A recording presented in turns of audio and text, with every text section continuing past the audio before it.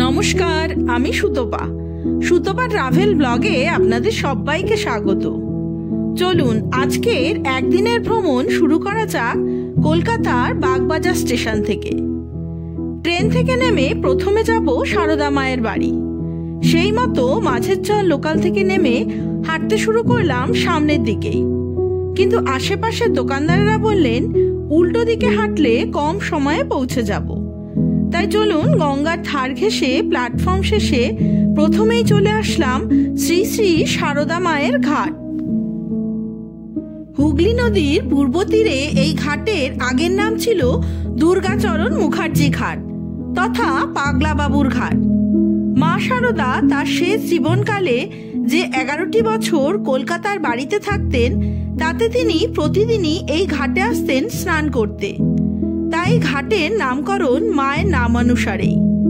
এই ঘাটের মাঝে মা সারদার একটি মন্দির রয়েছে, যেখানে মা সারদার পাথরের মূর্তিও রয়েছে একটি। এই স্থানেই মা স্নানের পর জপাদি করতেন। তাই এই গঙ্গার ঘাটে এসে অদ্ভুত এক শান্তি মনে হবে।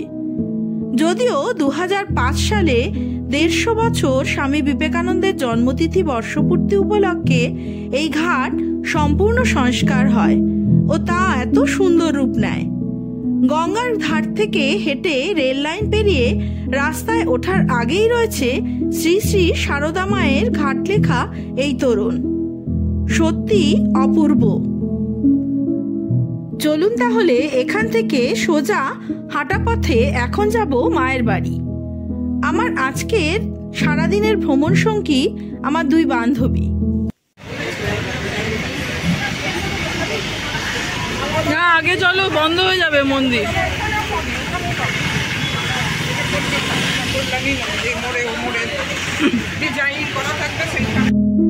গঙ্গার ঘাট থেকে 5 মিনিটের হাঁটা পথেই পৌঁছে গেলাম মায়ের বাড়ির সামনে।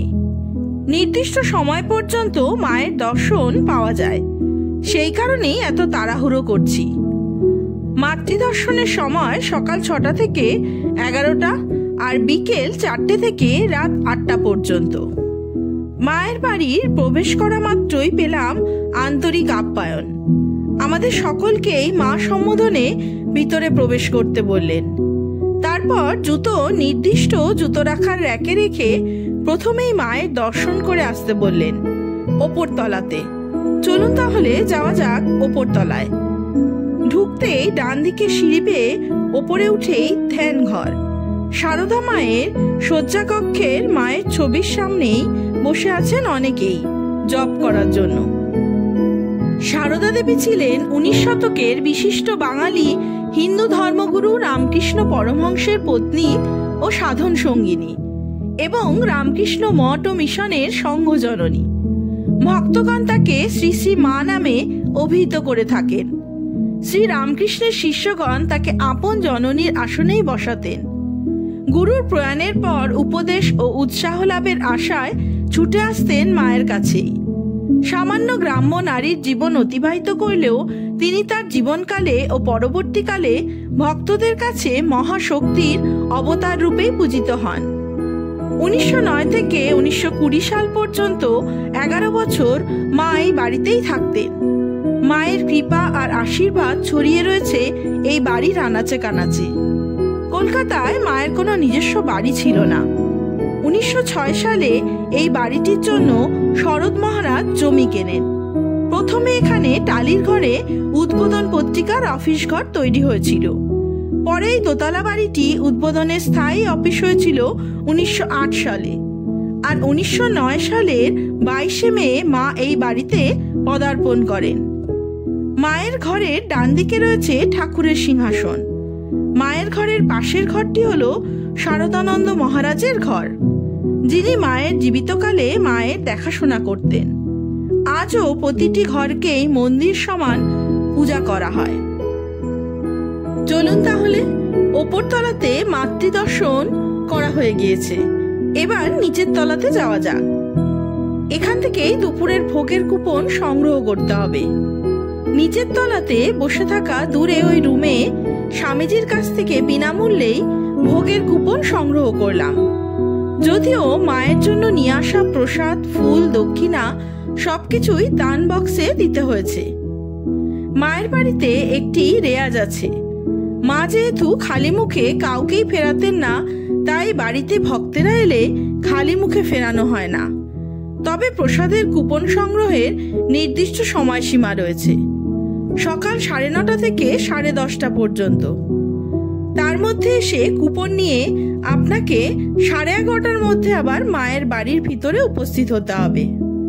বেলা 12টা থেকে ভোগ বিতরণ শুরু হয়। মায়ের বাড়ির ঠিক উল্টো দিকে একটি ফুলের দোকান রয়েছে। চাইলে এখান থেকে মায়ের জন্য ফুল কিনতেও পারেন। 115 বছর আগের এই কলকাতা হেরিটেজ কর্তৃক স্বীকৃত পুরনো বাড়িটির সামনে থেকে পথ চলতি সকলেই দাঁড়িয়ে প্রণাম করে যান। এই বাড়িটি মায়ের বাড়ি হয়ে ওঠার পিছনে রয়েছে এক ইতিহাস। 1890-এর দশকে স্বামী বিবেকানন্দ বিদেশে বেদান্তের প্রচার ও ভারতবর্ষের ভবিষ্যতের জন্য একটি পত্রিকা প্রকাশের কথা ভাবেন। দ্বিভাষিক এই পত্রিকার মাধ্যমে ব্রিটিশ শাসিত ভারতবর্ষকে এক নতুন ভারত গড়ার জন্য উৎসাহ পৌঁছে দেওয়া যাবে ঘরে ঘরে। সেই উদ্দেশ্যেই উদ্বোধন পত্রিকার সূচনা হয়। বেশ কয়েক বছর নানা প্রচেষ্টার পর উদ্বোধন পত্রিকার কার্যালয় গড়ে ওঠে বাগবাজারের এই ঠিকানায়। 1909 সালে মা শারদা উদ্বোধনের নতুন এই বাড়িটিতে আসেন। নিচে ছিল কার্যালয় আর তিনি ভক্তদের নিয়ে থাকতেন ওপরে। তখন থেকে এই বাড়িটির নাম হয় মায়ের বাড়ি। তবে বর্তমানে উদ্বোধন পত্রিকার কার্যালয় মায়ের বাড়ি থেকে কিছুটা হেঁটে এসে সামনে। এখনো উদ্বোধন পত্রিকা বাঙালি পরিবারে বেশ জনপ্রিয়। 1902 সালে স্বামী বিবেকানন্দের হিন্দু ধর্ম ও শ্রী রামকৃষ্ণ লেখাটি প্রকাশিত হয়, যেটি ছিল তার শেষ জীবনের লেখা। 4 জুলাই স্বামীজি দেহত্যাগ করেন। তারপরে উদ্বোধন পত্রিকার ভার পরবর্তী সম্পাদকের উপর বর্তায়। আজও উদ্বোধন পত্রিকা সেই ধারাবাহিকতা বজায় রেখে চলেছে। তবে পত্রিকা ছাড়াও ঠাকুরের ও মঠের বিভিন্ন বইও এখানে পাওয়া যায়। চলুন, ওদিকে আবার 11:30 বেজে গেছে। বলা হয়েছে কুপন নিয়ে মায়ের বাড়ি নিচের তলাতে অপেক্ষা করতে, তাই চলে এসেছি এখানে। দুপুরের ভোগ প্রসাদ বিতরণের জন্য রয়েছে বেশ কয়েকটি ঘর। যেদিন যেমন লোক সংখ্যা হয় সেই মতোই ব্যবস্থা হয়। আজ আমরা এসেছি ওপর তলাতে মায়ের ঘরের বাঁদিকের এক হল ঘরে। এখানে যারা বয়স্ক বা পায়ের সমস্যা রয়েছে তাদের জন্য রয়েছে কয়েকটি চেয়ার টেবিল। বাকিদেরকে মেঝেতে সুন্দর করে আসন থালা দিয়ে ব্যবস্থা করা হয়েছে। এই ঘরটি শুধুমাত্র মহিলাদের জন্যই বসার ব্যবস্থা। পাশের ঘরটি পুরুষ ভক্তদের জন্য। এবারে 12টা বাজার অপেক্ষা। সময় হতেই প্রথমে শালপাতার থালাতে পরিবেশন করা হলো গরম খিচুড়ি। তারপর আসলো মায়ের সামনে নিবেদিত ভোগের প্রসাদ, ঘি, ভাত ও ভাজা। এরপর একে একে ভাত, মটর ডাল, লাউ ঘন্ট ও আরেকটি নিরামিষ তরকারি, শেষে চাটনি ও পায়েস। তবে এ প্রসাদের স্বাদ সত্যিই অপূর্ব। যে কোনো ঠাকুরের প্রতিষ্ঠানেই প্রসাদ কিন্তু আমার ভীষণ প্রিয়। ভোগ খাওয়া দাওয়া শেষে খাবারের থালা সেবাকর্মীদের আনা নির্দিষ্ট প্যাকেটে দিয়ে চলে আসলাম নিচের তলাতে। এখানে রয়েছে ওয়াশ বেসিন, তাছাড়াও পুরুষ ও মহিলাদের আলাদা আলাদা ওয়াশরুম, আবার পানীয় জলেরও ব্যবস্থা আছে। মায়ের বাড়িতে আসা প্রত্যেকেই দুপুরের ভোগ প্রসাদ গ্রহণ করতে পারবেন বিনামূল্যেই। তবে 10:30টার আগে এসে কুপন নিতে হবে এখান থেকে। যদিও মায়ের জন্মতিথি ও যে কোনো বিশেষ দিনে প্রচণ্ডই ভিড় হয়ে থাকে এই বাড়িতে। চলুন তাহলে মায়ের বাড়ি দর্শন, প্রসাদ গ্রহণ শেষে এবারে যাওয়া যাক বাগবাজারের আর এক মন্দির, তা হলো শ্রী শ্রী গৌড়ীয় মঠ। হাঁটা পথেই যাওয়া যাবে। আশেপাশের মানুষজনকে জিজ্ঞাসা করে তাই হাঁটতে শুরু করেছি।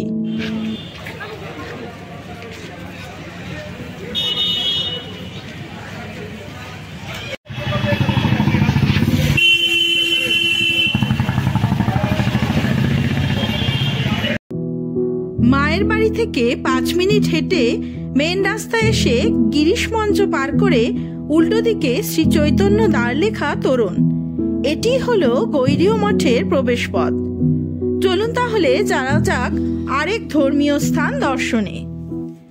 সরস্বতী গোস্বামী প্রভুপাদ কর্তৃক শ্রী চৈতন্য মহাপ্রভুর শিক্ষা প্রচারার্থে 1918 সালে 1 নম্বর উল্টিডাঙ্গা জংশন রোড স্থিত ভাড়া বাড়িতে শ্রী গৌড়ীয় মঠ প্রতিষ্ঠিত হয়। 1930 সালে উক্ত মঠ বরিশাল নিবাসী শ্রী জগৎবন্ধু দত্ত বা ভক্তিরঞ্জন কর্তৃক দানপ্রাপ্ত কারুকার্য খচিত বাগবাজারে বর্তমানে এই মন্দিরে স্থানান্তরিত হয়। শ্রীল প্রভুপাদ এই স্থানটিতে শ্রী চৈতন্য মহাপ্রভুর গঙ্গা তীর অবলম্বনে পুরীধামে যাত্রাকালে তার পাদস্পর্শে পবিত্র স্থানরূপে চিহ্নিত করেন। 7 জুলাই 1965 সালে কলকাতা গেজেটে ঘোষণা করা হয় গৈরীয় মঠের ভবনটি শিক্ষা প্রচার, চিকিৎসা পরিষেবা ও ধর্মীয় আলোচনা কার্যে ব্যবহৃত হবে। এই মঠস্থিত ভোজন কুটিরে শ্রীল প্রভুপাদ 1936 সালের 31 ডিসেম্বর নিত্যলীলায় প্রবিষ্ট হয়েছিলেন। কলকাতা হেরিটেজ কর্তৃক মর্যাদাপ্রাপ্ত শ্রী গৈরীয় মঠ।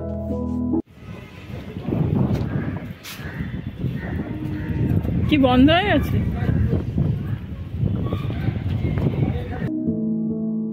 ঘড়িতে এখন 12:30। এইমাত্রই সবে সবে মূল মন্দিরের পুজো শেষ হলো। ভগবানের দর্শন করতে না পারায় একটু মনটা খারাপই হয়ে গেল। তাই দেখে প্রভুজি ক্ষণিকের জন্য বিগ্রহ দর্শনের ব্যবস্থা করে দিলেন। তবে সত্যি এক অপূর্ব দৃশ্য এটা। সবেমাত্র ভগবানের পুজো ভোগারতি শেষ হয়েছে, ধূপকাঠির ধোঁয়া উঠছে বাতাসে, আর তারই মাঝে লাল পর্দার আড়ালে সাদা বস্ত্রে সজ্জিত গৌরাঙ্গ মহাপ্রভু, মাঝে শ্রীকৃষ্ণ আর বামে রাধারানী। দুচোখ যেন জুড়িয়ে গেল এই ক্ষণিকের দর্শনে। সুরক্ষা, করুণা, কোমলতা এবং প্রেমের ঈশ্বর শ্রীকৃষ্ণ তার রূপের ছটা নিয়ে যেন জ্বলজ্বল করছে। তবে মুগ্ধতা বেশিক্ষণের নয়, তাই বন্ধ হলো পর্দা। মঠের প্রাঙ্গণ খোলা থাকে সারাদিনই, কিন্তু মূল মন্দিরের প্রাঙ্গণ খোলা থাকে 12:30 পর্যন্ত, আবার তা বিকেল 4টেতে খুলবে। চলুন একটু এরই ফাঁকে মূল মন্দিরটা ঘুরে দেখে নিই। মূল মন্দিরের সামনে বিশাল এক নাট মন্দির, যেখানে নাম সংকীর্তন হয়। ভোগারতির সময় এখানেই কীর্তন হয়েছে কিছুক্ষণ আগেই। আর নাট মন্দির লাগোয়া এই গেটটি এক্ষুনি বন্ধ করে দেওয়া হলো। শুধুমাত্র আমাদের জন্য অপেক্ষা হচ্ছে আবার পুনরায় বন্ধ করার। মন্দির ঘিরে চারিদিকে রয়েছে মঠের বিভিন্ন ঘর, কার্যালয়, নানা কিছু। মাঝে মন্দির আর নাট মন্দির। তবে মন্দিরের পিছনে এই বিশাল গেট, যা মেন এন্ট্রান্স বলেই মনে হয়। মেন রাস্তা থেকে এ পথে আসা যেত, কিন্তু এই গেটটি সবসময় হয়তো বন্ধ থাকে, তাই আমাদেরকেও অন্য আরেকটি গেট থেকে মঠের প্রাঙ্গণে প্রবেশ করতে হয়েছে। তবে মন্দিরের কারুকাজ, শান্ত পরিবেশ, শ্রী চৈতন্যের বাণী লেখা দেওয়াল, কৃষ্ণপ্রেম সবকিছু মিলিয়ে মিশিয়ে ভীষণ এক আধ্যাত্মিক অনুভূতি এই মঠে।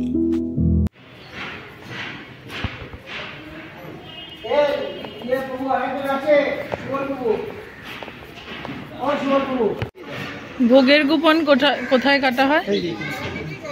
মানে দুপুরে ভোগ খাওয়ার কুপন? আজকে কি একাদশীর ভোগ? আমি তো কালকে মানলাম একাদশী।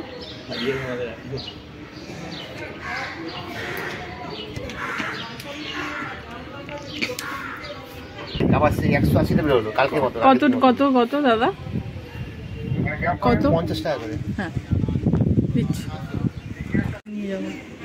এই তোমরা কি নেবে? আর টিফিন বক্স নেই তো? আপনাদের পার্সেল করে দেওয়ার ব্যবস্থা আছে কিছু? একাদশীর ভোগ বলে 50 টাকা না? আর অন্যান্য দিন 80 টাকা? 90 টাকা। মঠে প্রবেশের গেট হলো এটি। গেট থেকে ঢুকেই জুতো রাখার জায়গা, তারপর বাঁদিকে মূল মন্দির সহ নানা কার্যালয়, অফিস ও প্রভুদের থাকার জন্য ঘর। আপাতত যার মূল দরজা বন্ধ হয়ে গেছে। সামনে শ্রী চৈতন্য মহাপ্রভু মিউজিয়াম। চলুন এবারে বাঁদিকের মন্দির চত্বরের ভিতরের ভোগের প্রসাদের জন্য যাওয়া যাক।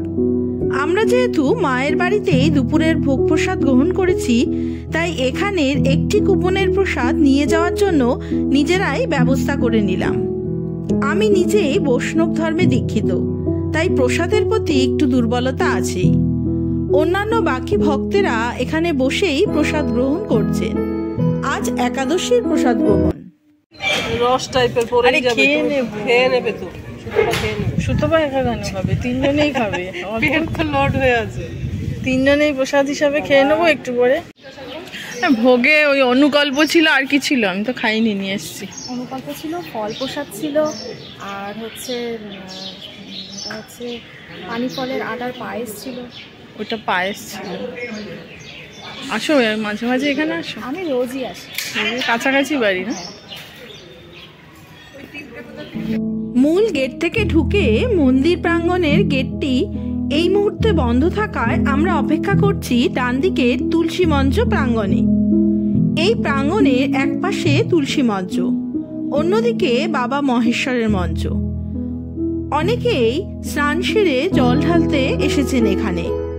আমরা অপেক্ষা করছি বিশ্বের সর্বপ্রথম চৈতন্য মহাপ্রভুর মিউজিয়াম দেখব বলে, যা মঙ্গলবার থেকে রবিবার খোলা থাকে সকাল 10টা থেকে দুপুর 12টা, আবার বিকেল 3টে থেকে সন্ধ্যে 7টা পর্যন্ত।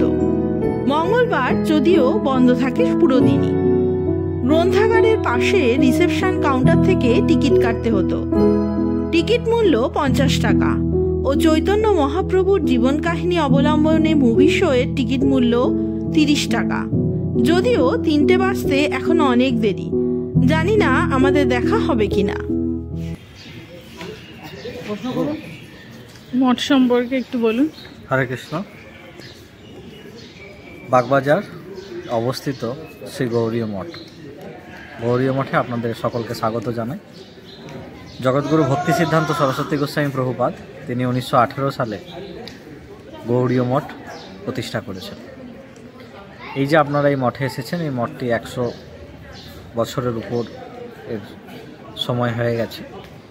এখানে যে গৌরীয় মঠ, তার মূল বিষয় হচ্ছে যেখানে চৈতন্য মহাপ্রভুর শিক্ষা এবং আদর্শকে আচরণ মুখে প্রচার করা হয়, যার প্রকৃত উদ্দেশ্য হচ্ছে শ্রীল প্রভুপাদ বলেছেন, back to god, back to home. আমাদের সবাইকে আমাদের গৃহে ফিরে যেতে হবে। আমরা সবাই জীব আত্মা কৃষ্ণের দাস, এই মেসেজ নিয়ে গৌরীয় মঠ সমাজে প্রচার করছেন। জগৎকে, জীবকে এই সত্য কথা জানিয়ে তাকে ভগবানের দিকে উন্মুখ করাই হচ্ছে এই গৌরীয় মঠের মুখ্য সেবা।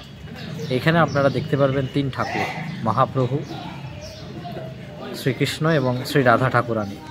3 বিগ্রহ আপনারা এখানে দেখতে পারবেন। এই 3 বিগ্রহের আরাধনা এখানে হয়ে থাকে। এখানে ভোর 5টার সময় মঙ্গল আরতি হয়, 12টার সময় মধ্যাহ্ন আরতি হয়, রাত্রি 8টার সময় সন্ধ্যা আরতি হয়। এবং এখানে এসে আপনারা দুপুরে 12:30টার পর প্রসাদ পেতে পারেন। এবং এই গৌরীয় মিশনের উদ্যোগেই তৈরি হয়েছে বিশ্বের সর্বপ্রথম শ্রী চৈতন্য মহাপ্রভু মিউজিয়াম। এই মিউজিয়ামে চৈতন্য মহাপ্রভুর জন্মলীলা, বাল্যলীলা, তার বিদ্যা অধ্যয়ন লীলা, তার কর্মজীবন, তার সন্ন্যাস জীবন, তার গৃহস্থ জীবন, প্রত্যেকটা জীবনের তার এক একটি পদক্ষেপকে এখানে সুন্দরভাবে উপস্থাপনা করা হয়েছে। বিভিন্ন মূর্তি, পটচিত্র, টেরাকোটা শিল্প, বিভিন্ন লাইট অ্যান্ড সাউন্ডের শোয়ের মাধ্যমে আপনারা এখানে দেখতে পারবেন। এবং সবথেকে আকর্ষণীয় হচ্ছে চৈতন্য মহাপ্রভুর হাতের লেখা 500 বছর পুরাতন এখানে আপনারা দেখতে পারবেন। এবং এখানে একটা আমাদের একটা অডিটোরিয়াম রয়েছে, যেখানে আপনারা মুভিও দেখতে পারবেন। আমাদের এখানে লাইব্রেরি রয়েছে, আপনারা এসে এখানে লাইব্রেরি যোগদান করতে পারেন, লাইব্রেরিতে আপনারা বই পড়তে পারেন। আমাদের এখানে ছোট্ট স্কুলের মতো রয়েছে, যেখানে আপনারা স্পোকেন ইংলিশ, সংস্কৃত, মৃদঙ্গ, এরকম অনেক কিছু শেখার রয়েছে। এরকম আমাদের বহু অ্যাক্টিভিটিস রয়েছে। আপনারা সবাই আসুন, ভগবানকে দর্শন করুন, মিউজিয়াম দর্শন করুন এবং নিজেকে আধ্যাত্মিক জ্ঞান পরিপূর্ণ। হরে কৃষ্ণ। দীক্ষা নিল আজকে? হ্যাঁ, দীক্ষা নিল? না না, বিয়ে হলো। ও বিয়ে হলো? না না, বিয়ে হয়ে গেছে, দিল আসছিল। কবে? আজকেই। চলুন, ঘড়িতে এখন 2:30টা মতো বাজে। এতক্ষণ অপেক্ষায় ছিলাম চৈতন্য মহাপ্রভুর মিউজিয়াম দেখার জন্য, কিন্তু তা 4টেতে খুলবে। ওদিকে বাড়িও ফিরতে হবে। আজ না হয় বাগবাজারের আর এক মন্দিরের দিকে যাওয়া যাক। তাই এখান থেকে বেরিয়ে 4 মিনিট হেঁটেই চলে আসলাম বলরাম মন্দিরের সামনে। 1922 সালে শ্রী রামকৃষ্ণের প্রধান শিষ্য শ্রী বলরাম বসুর বাড়িতে বলরাম মন্দির নামে একটি আশ্রম শুরু হয়েছিল। স্থানটি শ্রী রামকৃষ্ণ, তার শিষ্যদের এবং পবিত্র মা শ্রী সারদা দেবীর অসংখ্য দর্শন দ্বারা পবিত্র।